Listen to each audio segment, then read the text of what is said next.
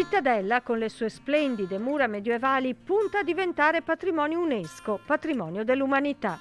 L'iter è già stato avviato e la candidatura del Comune dell'Alta Padovana è inserita nella lista dei 7 siti veneti che la Regione ha riconosciuto come meritevoli di finanziamento. Dovremmo far capire al mondo perché le mura possono valere come patrimonio e sappiamo già che in tutto il mondo, insomma, non esiste un percorso ellittico percorribile nella sua totalità.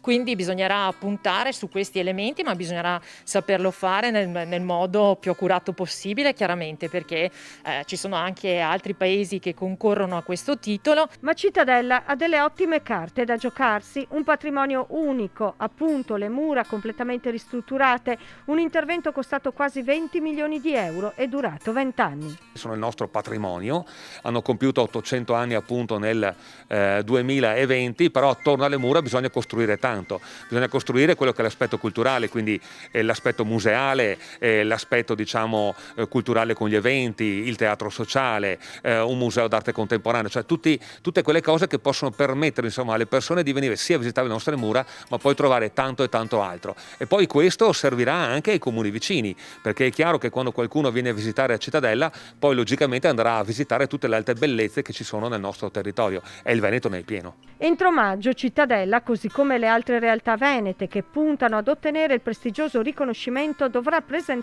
il progetto mettendo nero su bianco tutto ciò che rende uniche al mondo le sue mura.